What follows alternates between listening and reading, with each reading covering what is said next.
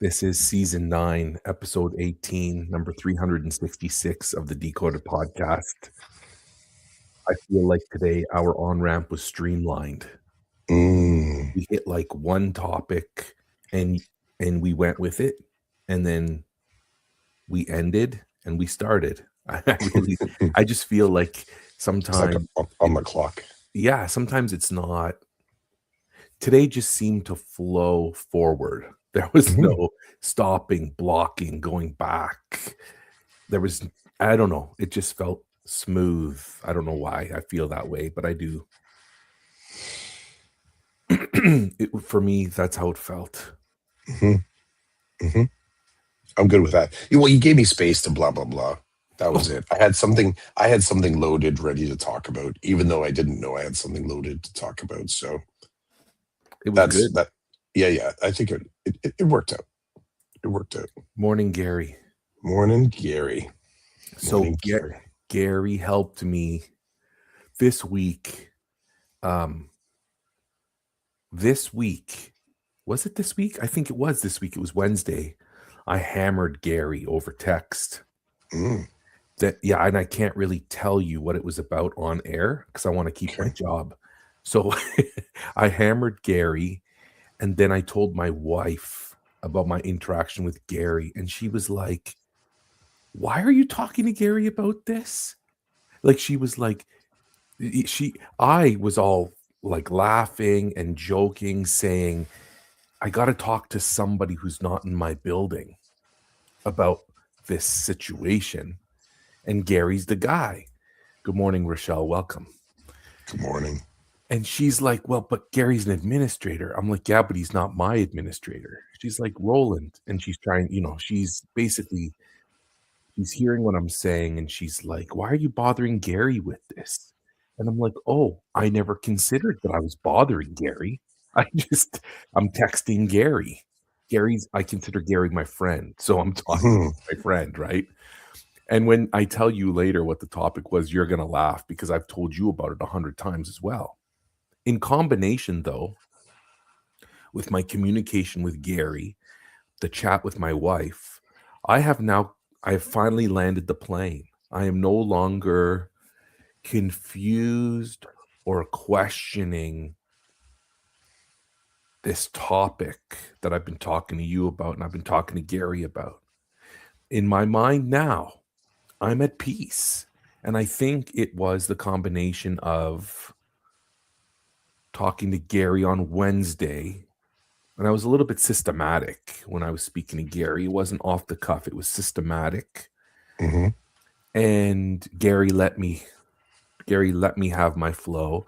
And then my wife heard me out, and she does what she does as my wife. So in combination with my friends and my wife, I'm at peace, which is really nice and kind of weird because I don't want to explain any more than that. But it was, I'm now thinking, okay, this is a good way for me to process things, think it through, kind of meddle with it, let it be a disaster up here in my head, and then get it out of my head with trusted individuals who have some knowledge, perhaps, of what I'm talking about, Mhm.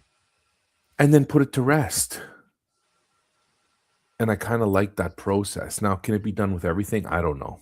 But it worked. It worked. So I wanted to say that. Thanks, Gary. Thanks, Chris. Mhm. Thank Oh, you to my wife. So I wonder about, because part of it is, um as Gary a friend. I would consider Gary a friend. I've had enough connection with him that I'm feeling the friendship. And I actually have no idea about um Gary's preferred communication pathways. I'll start with that. You and I have accepted that the friendship is the motivator or the energy. It's that dynamic engine that when we have a thought or a question, we chase any path. And we notice sometimes, I think, might get a message from you on Instagram. And then I'm like, okay, cool. I like that reel or whatever. And then I don't send you back a reel. I'll ask you a question that's just in my head that I want to ask. But I know you were just, it's like pokeroo. You were just at the Instagram. So I dropped the message there. So we have these piecemeal conversations that are all kind of like around social media or texting. The only one we don't do generally is phone calling, which is kind of remarkable. And it's not that it's, I think it's not that it's like forbidden, so to speak. I think there's an element of our communication that the goal is it for to be ongoing, like long game. There have been times, obviously, where we phoned each other, but the intention is to kind of, I think our interest, our preference, are sort of by design is to go as deep as we can with the most convenient tools that are in our hands, and to actually pause for a moment, and we communicate on the flow. So it might be, like our deep dives tend to be the polos, which is essentially like, probably in some ways, I mean, this is like our phone call for the week, really. And to do, an hour and a half phone call on the weekend, like, you think about the number of times you phone a good friend, and if they're just like, yep, okay, cool, what, boom, like, you're just like short, short, short. So we go deep one day a week as opposed to little short phone calls through the whole week. All this to say, I don't know Gary's preferred method, but I sometimes do wonder, and it's kind of in reference to this moment that you're talking about with your spouse and, bothering Gary. If he as well is kind of in this space, like, he's come to sort of notice, like, he's a part of the WhatsApp chat space. He's seen how we do PC for Men. Like, if he does like this stream of consciousness supported by social media kind of communication flow. Because I would say, if it even in its sort of, I mean, it's easy to argue that social media is sort of quick and brainless and all that kind of stuff. I find it really supports. I feel really connected in my communication spaces when I choose to engage using social media or, video messaging. I've really kind of embraced that. It works. So to this end, I wonder, I mean, I don't know how other people kind of roll, but as soon as you told me, reaching out to Gary that way, and you said it was a systematic, so it was more technical, maybe more sort of specific kind of reach out. I wonder if he too just kind of like, he's good with it. Like, yeah, drop me a text, put something in the WhatsApp, mention something, put a question in the middle of the first 15 minutes, first 8 minutes of the podcast. So it's a really kind of cool way to feel connected for me. I know some people may argue like it's not as deep as they would want, but I would say, out of any of the people that I would call a good friend or a best friend, I'm as connected to you as I have been, like, back in the day when I think of my buddies in high school and how we kind of communicated, which tended to be when we were around each other, semi deep, I guess. We would call each other once in a while. But this is as rich as any sort of communication path that I've ever been in. So I like that. I actually do wish that I hope in the future that I find more people that are kind of comfortable communicating this way, because it feels familiar and it feels, like I said, it feels rich. I feel both the empathy and the compassion, the connection, the humor, the friendship. So it's kind of, I dig it. I dig it. I would say that Gary's preferred mode of communication, and I don't know Gary that well, but I know he likes the telephone. Like talking on the phone. Yeah, and I'm not um yeah, talking on the phone. Mhm. And I'm not putting that down or raising it up. I'm just saying I believe that that is You've Gary. noticed I've this. It's noticed it. you think you've noticed it, yeah. Yeah, whereas with you, man, like you said, we communicate on a number of different levels in a number of different ways over a number of different apps. And we haven't done the phone in a long time, but I remember you would call me on Friday afternoons to When I do a was doing the long commute, yeah. yeah. And sometimes on a Friday afternoon when I'm sitting here, my feet are up on the table, I'm just leaning back on the couch. I'm like, I wonder if Clough's gonna call. Maybe I should call Clough. And then I think I can't call Clough. He's still in school. He's not Yeah. gonna answer his phone. He's teaching. Um, so It is funny. We were It was also, I don't think we were poloing as consistently then. no, I I don't don't think think so. That's about 4 or 5 years back. So yeah, polo now is kind of our week. Like that's definitely like the diary journal dive deep. Yes, I just ate pizza. That communication pathway. or I poloed you yesterday after school, and when I was done, I think it was 17 minutes, and I was like, "This is gonna take Chris a week to listen to," because we have timelines, right? Like, my Yeah. drive to school and my drive home, it's a big chunk of time where I can listen and I can respond mostly. Yep. But I know you're quick to school, you're quick to home, but I know in your when you're driving to the theater or Yep. running errands or whatever, like It's funny you say that because I'm going to the theater today, and I know that I still have to finish up your polo from. So yeah, it's the audiobook. It's yes. the audiobook or the podcast, which I don't listen. I'm not listening. I've actually narrowed my podcast diet quite a bit. Um, I tend right now. I'm only listening to Hidden Brain, which Okay. I've loved forever. Loved forever. Hidden Brain, um, and I've it's and audiobooks. Like I said, I'm sort of listening to some. I'm listening slash reading audiobooks now. Just kind of imagining what the next novel could be for Big Book Club for Men. So, Can I want to tell a story. oh, You okay with that? settle in. Look at me. Look at I got. I'm leaning. Do it. Okay. So I've made some connections and I just feel like sharing. So you and I were talking about, oh, I sent you, oh, Gary says he enjoys Hidden Brain. I love it. That's what Gary's doing when his doors closed in at his office at school on a Thursday afternoon. Everybody's like, we need to talk to Mr. K. His door's closed. He's listening to Hidden Brain. I got to tell you, I will say Shankar, the host, is like he's a mentor, man. He's a mentor. I love I that. Mentors that don't know that they're mentoring you. I love it. whatever was that episode number 215 when we dealt with that, right? And Yeah. are we obligated to tell them, right? I love that was a great episode. And I love that to this day that we have people that mentor us that don't know that they're Hmm. mentoring us. I friggin' love that.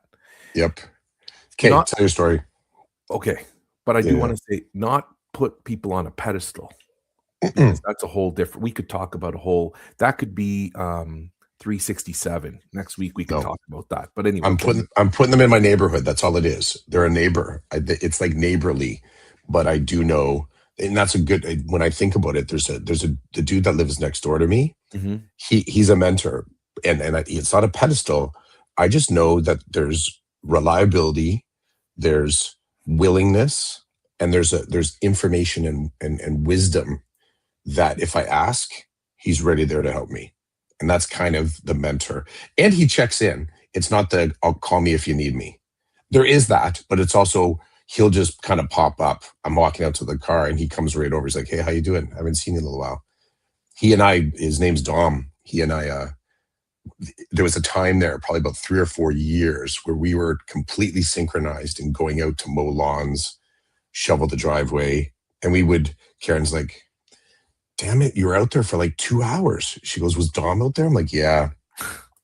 He goes, "Did you meet at the sidewalk?" I'm like, "Yeah." So we got the top half of the driveway done, and the lower third of both of our driveways is chopped up by the sidewalk. So we get to the sidewalk, and then we just kind of walk towards each other. We're like leaning on the shovel or whatever. So, anyways, that's the mentor. Yeah, and I've never told him how much I appreciate him. Maybe I should, because he is someone that literally is. But that's the mentor for me. Is he in my neighborhood? Is he my neighbor? And that's how I like to think of my mentors. Sorry, your turn. No, no problem, no problem. I sent you a Facebook video the other day of a lawyer talking about the My process of God, my God, my God. that That was threw you heart for a loop, wrenching. eh? Yeah, that was good. So, sorry, not sorry. I mean, I sent it to you because it's I sent it to you because I knew you'd appreciate it, the notion of, humanity, process, all kinds of reasons why. You know, it's titillating to the brain to think in different ways, blah, blah, blah, right? It reminded so I made a connection when I saw that. It reminded me of a professor I had in my 2nd year in my undergrad,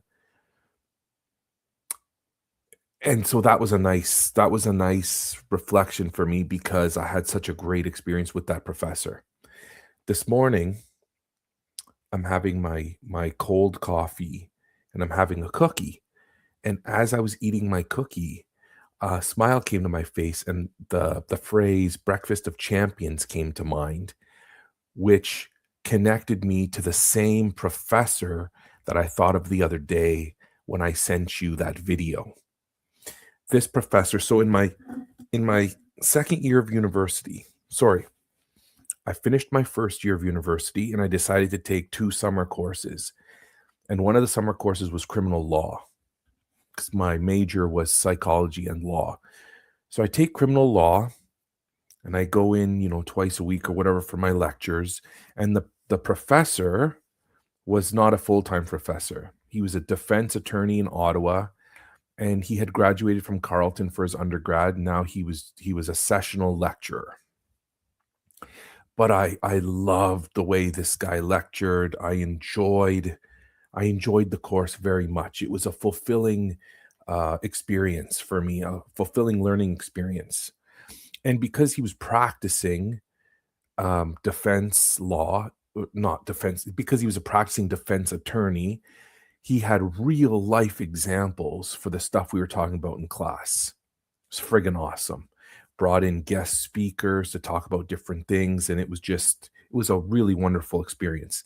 And at one point, he said to the class, "Look, if any of you are ever interested in going to court and watching the proceedings or whatever, just let me know, and we could set up a time where you can kind of follow me for half a day or whatever."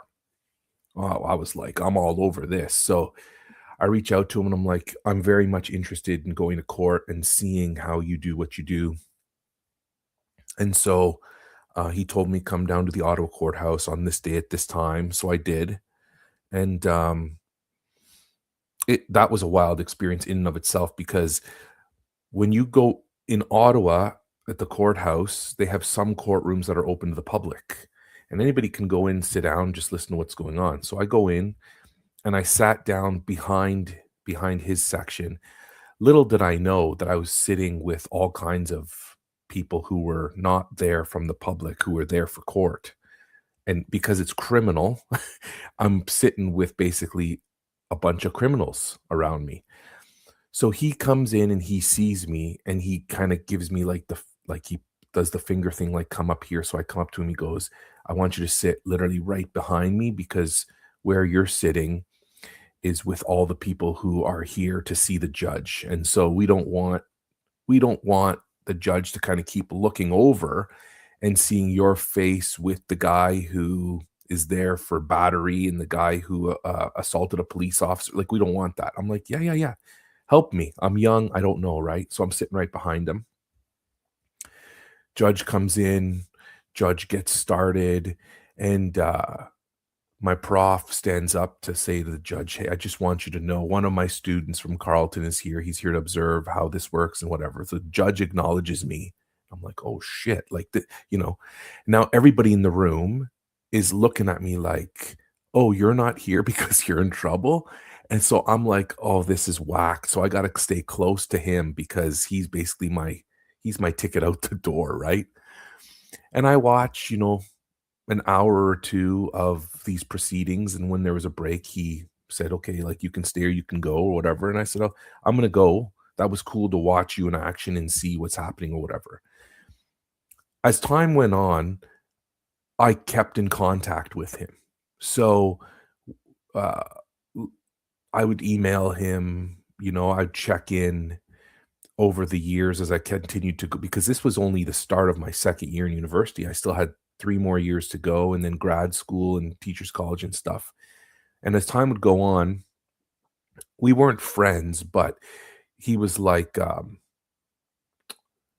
I looked up to him in an academic kind of way that this guy is teaching, but he's also practicing, and he had a young family at the time, and So much so that when I volunteered at the Museum of Science and Technology in Ottawa, in behind the museum, they in the summer they had a train that would run on a very short track, and it was an old steam locomotive, so there were volunteers who kept it up and ran it and did all this fun stuff with it. And because I worked there, I would sometimes spend my shift on the train, kind of like supervising, talking to people, whatever. And I remember calling him and saying, "Yo, this is going on. Your kids might like this or whatever." So he came to the museum and we chatted there, and his kids went on the train and whatnot. So I got some nice memories. As time goes on, I get a job at Carleton University as part of the Welcome program. And the Welcome program was our supervisor worked for student services, student life services, and there were three of us, three students, and we each had a there was a presentation portion where parents and the kids would come to participate in the welcome program, and the first thing that they would deal with is us. And my job was to present to the parents about the university experience. Um, and one of the things we used to do is the three of us would try to bring people in who had graduated from Carleton, who were somewhat successful in the community, so that they could speak to the group and say, I'm a graduate of Carleton University. This is what I do now. So I thought, I'd invite this guy. So I called him up and I'm like, "Hey, this is my job. This is what we're doing. Would you mind coming in and talking for 15 minutes to the group on this day?" And he's like, "Yeah, sure, no problem." So he comes in and he says hello to us. And the first thing he does is he goes right to the food table and he's eating cookies and drinking coffee. And he's hollering, "Breakfast of champions. There's nothing like this." And as he's doing this, my supervisor looks at me. She goes, "Who is this guy?" Like he was not acting like a reputable professor, defense attorney in the city. He was acting like a football player. And I remember looking at her and I said, her name was Jen. I'm like, "Jen, look, I can't speak for how he acts." She's like, "Look at this guy." Like, and I'm like, "Look, we vetted him. Like, I don't know what more to tell you." But he's basically at the breakfast table and he's talking like a football player. Like he's being very not inappropriate, but certainly not on the Common. He's being common. perhaps. Well, part of this idea of decorum, right? Decorum is a tricky thing. And I've had to, is it okay if I jump in just quick partway through? Because this reminds me a lot, this moment reminds me of a lot of a moment that I've had repeatedly. So my personal opinion of smoking is I find it offensive. That's my personal opinion.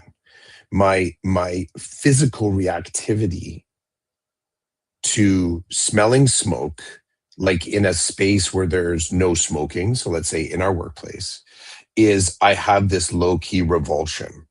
That's just me. That is entirely me. I grew up with smokers, around smokers. I smoked myself for several years and then stopped. It's an animalistic response. So I was in a conversation this past week with an educator that said they really didn't like meeting with a family. Like they had to pick their spaces to meet with the family because the whole family smelled of smoke. And every time they left the classroom or left the meeting, it's like, I have to air out the classroom. And I get that. I get that moment, but it also really kind of grounded me into this moment about decorum and what we think is the way, and then what the reality of life is. And I get it. We can, the best case scenario for me is like you air it out as best as you can, but you just kind of roll with it. Because really, to be overly judgy of someone that needed to have a cigarette just before they came in for the meeting and then is willing to come in and meet with you for 45 minutes to talk about helping their kid, like really, I think we do have to lose focus on the actual, bingo hall smell and try and get to the work. I get this is complicated. But this is a common thing. This is the world as it is. And to have this dude to feel now, again, you may introduce something in the story where he actually does go off and say something, you're like, oh damn, how could we have seen that coming? But even the fact that they burst through that fourth wall, and we do this in theater all the time. In the performance, all of a sudden one of the actors is looking directly at you, and you are like, are they looking directly at me, or are they imagining they're looking out a window at a forest? Right? But you get this sense like that actor just burst the fourth wall. This fourth wall bursting, I love when people come into our environments that don't know all the exact rules of engagement, but they bring their operating system with them, and they cause us to kind of question these rules of decorum that we hold so dear. I will say in um, any of the professional PD sessions I've been in, only once did I ever see someone on the stage sitting there eating while somebody else was actually talking. And I can remember looking at him like, he got that bagel from the table out front from the breakfast. And then, it was his turn to come up, and he's like, okay, grabs a napkin, drinks the rest of his juice, and he comes up to the mic. And this was, a professional PD session, but I was fascinated by it. I was like, there's something about the decorum here. Now, I don't remember back in the day if anybody actually commented on it or like had some sort of like analysis of it. But I remember thinking to myself, wow, that's so different. I've never seen this before. Someone's eating from the stage. And I don't think I said great, but I was fascinated by it. Sorry, dude. That was the decorum. The decorum. I love it. No problem. Speaking of decorum, when he was done speaking to the parents and the students, I basically got the vibe that I was never to invite him back again. Because we had like the mayor of Ottawa, Mhm. we had a former mayor of Ottawa, like we had some people, I guess, who spend a lot of time speaking in public, which you'd Mhm. think like a defense attorney wouldn't have a problem with, but he ended up becoming a judge at one point. Like he stopped his practice and was appointed to the bench. Mhm. So, but then that fell off fast as well because of the way he operated. But long story Mhm. short, just call me Bob. Um, yeah, I had this great memory of him. It was good. And I just wanted to share that because we can do that here on Decoded. Mhm. I love it. I love it too because I think it just also extends into the other spaces where someone's actually uh, permitted to kind of exist like that and still be invited back into the room. Like I can think of teachers in staff meetings that would used to say things that are provocative or they'd be grumbling in the background. And many times in my early career, I would hear someone in the grouping next to me and say, yeah, that's just Joe. That's how Joe is. Joe's just like that. And then you move on. You accommodate Joe. Now, Joe was never, let's say, offensive and sort of tripping like he was never attacking people, but Joe would offer up his opinion. Joe wouldn't take the statement from the pulpit as gospel. Joe would say, no, that's not how it is. Joe would lean over to you and say, my God, I can't believe they said that again. Joe would say, you know what? When I started teaching, that was Joe. And we had several of those in my career. And what's kind of funny, when I think about that disruption, at the time, it kind of scared me. I didn't want to be seen interacting with Joe, and I didn't want Joe to be mad at me. So it was like this weird. So I kind of would reposition myself in the room around people that were kind of sycophantic. Like they were just kind of like nodding or not paying attention. And I didn't learn anything, but I was not bothered. Now in staff meetings, I look forward to sitting beside Joe. I like sitting beside the person that's doing those things because I'll sit and I'll listen, and then I'll look up at the front at whoever's there, and I'll sit and listen. The PD session that I just went to, our whole table was Joe because we were actually telling the coordinators, like they were so bound to the slide deck, and it was our table that was saying, no, we're not coming back yet, we need 10 more minutes. So we were sort of saying, there's some richness happening here, we're going to protect it. We're going to honor it. We don't want to transition on yet. So, there were a couple times where we got more time and the discussion. Now, were there some tables that were sitting there right away? They were ready to take their notes for the next thing. Yes. But there were other tables too that kind of looked over at us. They're like, and then they went back to their conversation developing stuff, right? So for listeners and for Gary, I was at a session on AI. So I'm part of the digital literacy network in our board, and I'm in the year 1 cohort. So this was our third of 4 meetings. Our next one is closer to the end of the school year. So we're all loaded up with the tools, information, resources, and stuff like that. And there's some of us that are far deeper in it than others, like even at our table. But we were all really engaged in philosophical implications and trying to not understand, but just kind of like unfold that a little bit. So, Joe, maybe it was Jimmy or Joe. In my case, it was Joe. It was. Yeah.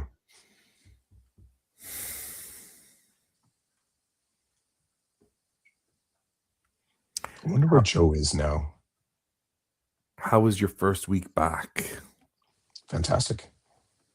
Yeah, fantastic. Part of that is I am a shrewd planner. I know how to end a course. I know how to start. I know how to pop up. I know how to flex and flow and change that roller coaster according to needs. So, and when I say course, I mean the learning strategies. I mean the monitoring and resourcing is simple. I find it simple. Put on your running shoes, move. Stop, talk support. Move. Check your checklist. Who haven't you met up with? Why haven't you met up with? Send an email. So it's just, there's no, the tools just kind of click, click, click, click, click, click, click, click. For me, the heart and art is when I get them in the classroom and I can have direct coaching connection. So the way that I've decided to end the learning strategies course, the grade 9 for this semester, and I'll do the same for next semester, their ISU is a check brick of 10 deliverables. And those 10 deliverables are all based on the learning strategies that I said are essential for success. So they have a very short list of the ones that are kind of like the master learning skills. The study skills that I've taught them, that I tell them flat out, the lowest possible effectiveness studying you can do is rereading your notes. So I've taught them the higher order ones. And I sit there with my checklist and I say, this is a performance task for the next 8 days. You're preparing for or finishing up your other 3 courses. I set them up in 15-minute blocks, 3 of them with 5-minute breaks in between. And I say, go. And I sit and observe. So I looked forward to that because it really is, it's the coach's framework, right? You have a few practices and now it's up to you kids to get out there and play the opposition. Let's see what you got. And I had someone say, so you just basically do nothing. I said, I'm not doing nothing. I said, but I have to do very little to see where the kids are at and just to be able to capture where they're at now. That's how you close a course. You do it with an essay. You somehow think that the essay is the pinnacle of the kid demonstrating their actual learning from a whole course. You think it's an art project, 3 paintings and a sculpture. You think it's the beep test. We all have this thing, this facsimile that we think is the best way to end the course. Me, I just think they should be using their learning strats at this point, for better, for worse. It's entirely a marathon of hope, to coin a phrase, because I sit there and I can see where the kids are still falling to their own vices, right? But then I see them pop out of it for a little while. I'm like, okay, you did learn something. You did put your phone away 5 minutes sooner than you used to. The kids do a self-assessment. They hand that, it's only available during the class period. They hand it in. And then what I do is I go through and I highlight if I agree or disagree with their self-assessment. If I disagree, I tell them why. I noticed this during that. I think you might have rated yourself too low. I think you might have rated yourself too high. Done and done. So that's the next 8 days of class. And, I know that other individuals close up their learning strategies class with a plan for a plan. As in, okay, we're going to close up. You're going to make a SMART goal project for something time and time again. And I used to do that time and time again. Those SMART goal plans that were coming back to me as an assignment saying, my SMART goal is to get X mark on my final courses. I'm like, okay. At some point, I realized the time wasted in them making a plan should have been spent on them actually executing the plan. So I don't need them to make the plan. I have them tell me exactly what they're going to work on each day according to the blocks, and I rate as whether or not they achieved it. They know about James Clear. They know about the 7 habits. They know about some Stoic philosophy. So I've loaded them up with the right vitamins about agency support. They know their IEP. So like, there you go. I wound you up for 95% of the semester. Go. So I'm digging it. Because part of it too is it's reflective practice for me. What worked, what didn't work. So I'm taking notes on the side. What maybe do I have to do next time? What do I have to adjust? That kind of stuff. Loving it. How about you? I like your approach to the work you're doing with your kids.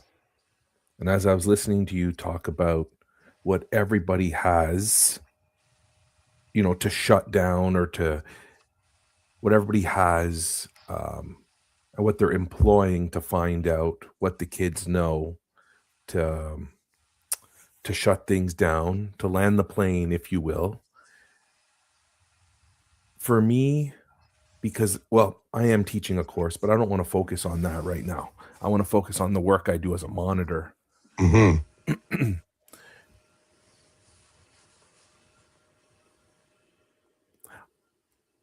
I don't need kids to like me. I don't. I need kids, but I would like, what I would like is that when I see a student outside of the environment of the monitoring room, that they acknowledge me there's a positive acknowledgement, right? Like, I didn't make things worse for them when they were with me in the monitoring room. Sometimes that's beyond my control, right? The way that they come into the room, their experience with the teacher that's sending them to the room, what happens in the room where I need to be a little bit more, I need to operate in a way where it's clear, hey, I'm not your friend. This is what I'm responsible in this room for, and you're not meeting the expectations that are built for this room and built as me supervising this room. I don't have to go there often, but I have had to go there. So for me, they come into the room and I think to myself, what's the situation here? How can I remember to maintain like a human connection that is just not, I have to remember to be open to what's coming. And to the spirit of the law, maybe not so much the letter of the law, but there's nuance there. So the other day, I was out and about and I went through a McDonald's drive-through. And when I came up to pay, the lady that was working that section of the restaurant is a student at my school who's been in the monitoring room for test writing.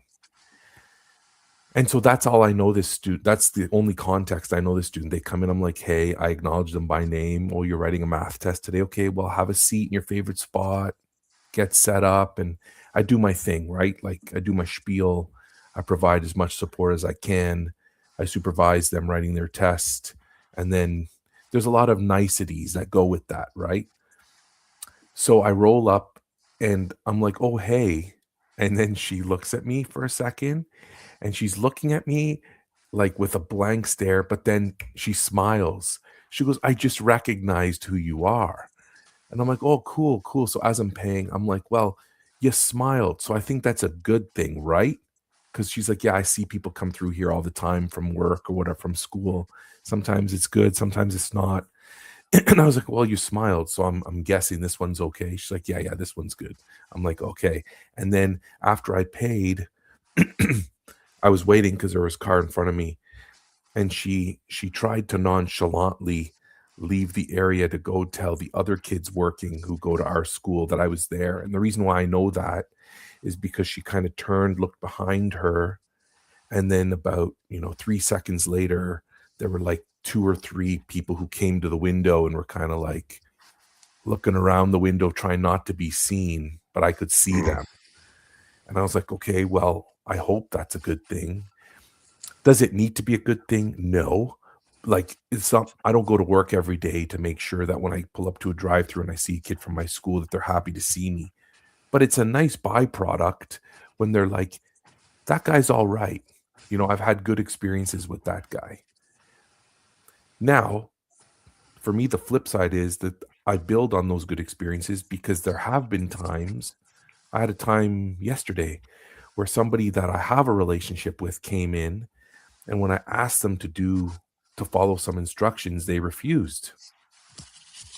And I said, "Why are you refusing?" And they're like, "Because you know me and da da da." I'm like, "Okay, yeah, I do know you, but there are some things that need to happen here for us to proceed." And they're like, I do not, I will not." I said, "Okay."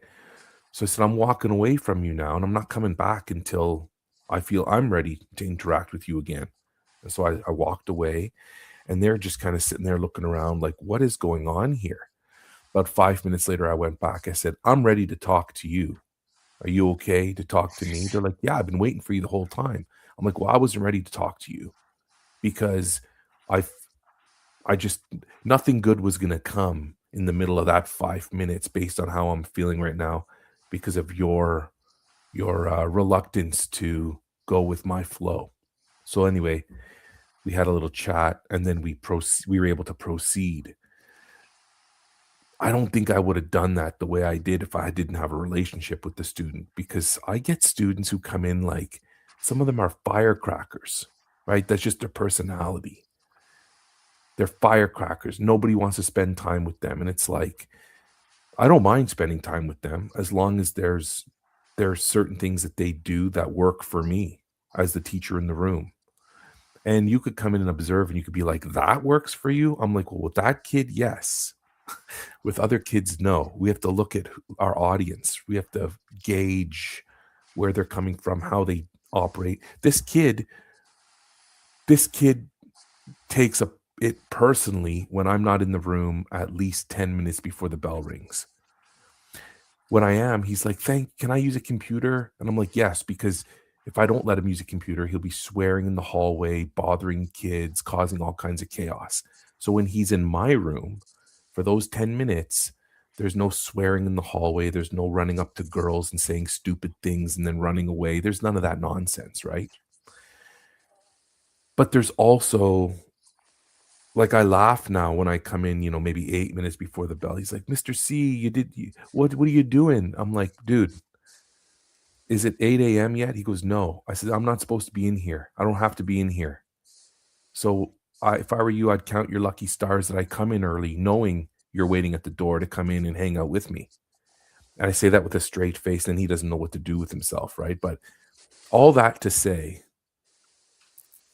with this guy now, I can push back because we have a relationship and I lean on it. And I say to him, when I do push back and he gets upset, I said, "Am I on you 24/7? No." I said, "Then back off and stop treating me like the way you're treating me right now." I said, "You're stepping over a line and you know it. If you want to keep stepping, then you're not welcome here anymore. And I don't care what you think of that. What you do is going to lead me to what I do. So fix yourself and check yourself so that I make decisions that work well for you." And then I just walk away. And then 2 minutes later, he's acting like, "Thanks for your time. I'm going to go to my class now. I'll see you period 2." I'm like, "Great. We'll catch you later." I really like running into kids outside of school who are not running from me, but are like, "That guy's okay. That guy treats me like a normal person." And I like that. Again, I'm not living my life. I'm not living my life having to operate a certain way for kids to treat me like that outside of the building. But I like to think that I focus on each one as they come in and I see where they're at and I try to figure out how do we lead this person to success? What does that look like for these 80 minutes or whatever it is. That's how I'm trying to shut down this semester with the monitoring stuff, because it is high stress. The room is fuller than it was a month ago, but I'm also not bending over backwards to make sure I'm like, you got yourself in this situation. Come on in. Let's focus on a goal for now. And we'll look at the end of the period and see if you moved in the right direction or not. That's how I'm gonna shut it down. You remind me about how important it is to respect the rules right up into the end. Like there's some, I find there's like, and we're kind of going back to decorum a little bit, but there's this idea that there's only, oh, come on, sir. There's only, you could, as soon as they go, there's only, um, I sometimes will stop kids and they start to say that. And I said, there is only 5 minutes left in class. What are you going to do with it? And I try and reframe their statement as a deflation and turn it more into a provocation. Because I did a little bit of that with my grade nines in the beginning. Like, what can you actually do in 5 minutes? And I gave them some historical examples of big things that happened. I showed them some sports events that, people assumed that the sentence was finished, but, the other team came back and did something with less than 5 minutes left.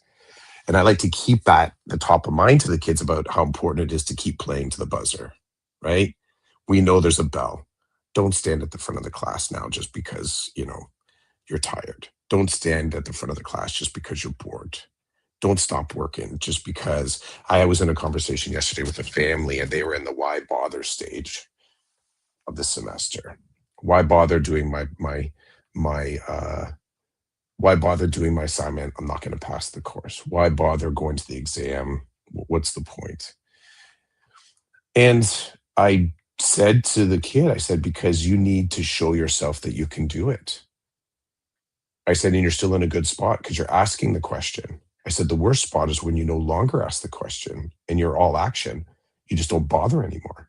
So I feel like I'm catching you in a good moment now. You're actually asking me why bother. And I have an answer that is a good answer if you choose to take it in.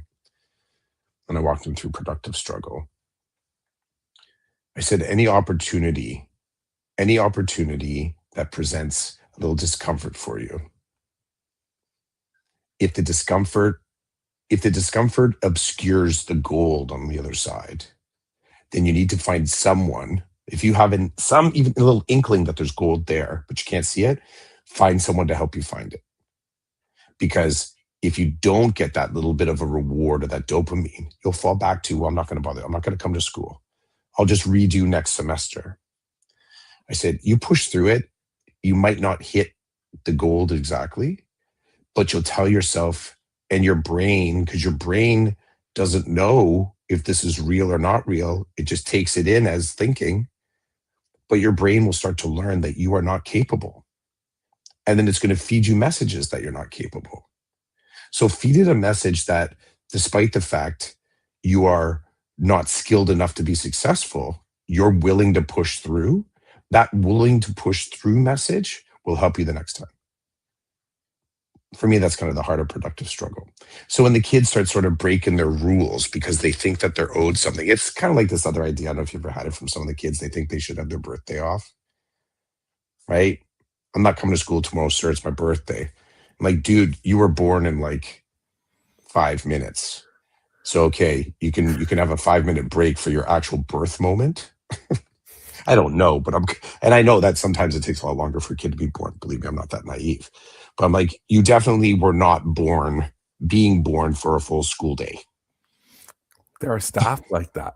There is. Right? I do have adults. Yeah, they're like, oh, yesterday was awesome. It was my birthday. I'm like, wait, you weren't here? And they're like, man, you took your birthday off? Okay. And I also get at the same time, they say that there could be conditions under which you have invested so much, you really do need a day off. Yeah, I get that. Mental wellness, whatever. Like if you know it. But if you're doing it just because, like it's commemorative. Come on, come on. But again, giving up the rules, kind of giving up some of the rigor, because you feel like you're owed something as opposed to you've accomplished something. It's very, very different. So that productive struggle, I like calling kids on it and saying, look, you choose to do this. You've just basically trained your brain. Like I said at the beginning of our pod, or maybe on the on-ramp, use your body. Use your body to train your brain what's going on. So you're going to take your body away from the door. You're going to take your body and stop it looking at the clock. You're going to take your body, put it in that chair, which your body knows is uncomfortable, and it's already triggered like, oh, here comes the schoolwork. And you're going to feed it schoolwork. And you're going to remind yourself that there's kind of a rules of engagement here that you need to keep culturing. You have to. Rochelle says parents start that pattern when they are little. Yep. Some do. Some do. Some can. Some can't. Some don't, and then try and backload it when they're like, oh, geez, got to get this life lesson into my kid. Yep. I agree with you, Rochelle. I also know the challenges of maintaining that mindset all the way through. And sometimes being, like what you said, being the bad guy. And I think that's a bit euphemistic, but you're the one that's countering their thinking. So if that makes you the bad guy, it could also make you wise.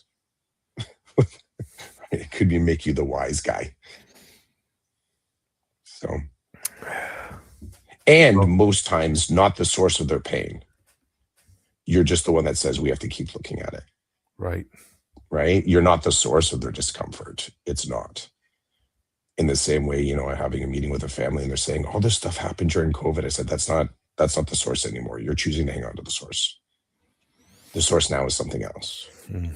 So being the one that's actually giving the kids some truth in the room, it's not the source of their pain. It's just you saying, we need to sort of package this differently because you can't put it down and leave it for me. So. Bro, I believe in terms of timelines, your time has come. Is it time? Yeah, it's time. It's time. Yeah, it's time. Yeah. Thanks for another good chat here on the Decoded podcast. One of many, bro. One of many. Are we ready to shut it down? Yeah. I'm good. Awesome. Are you? Yeah. I'm good. Okay. Thanks. No royal we in this house. Big thanks to Gary and Rochelle for listening live and for interacting. Thanks for engaging and dropping in the good mornings and then a couple of other comments. We appreciate it. And anybody else who's listening, what's the opposite of live? Opposite of live? Yeah, like canned pre-recorded or are we synchronous versus asynchronous? Okay, thank you. Yeah, to those listening asynchronously, thanks for checking this out. If you have any questions or comments, reach out to Clough or myself. I have nothing to say, so maybe you want to go after Clough. I don't know. Come at me. This was season 9, episode 18, number 366 of the Decoded podcast. Peace, man. Have a great day. You too.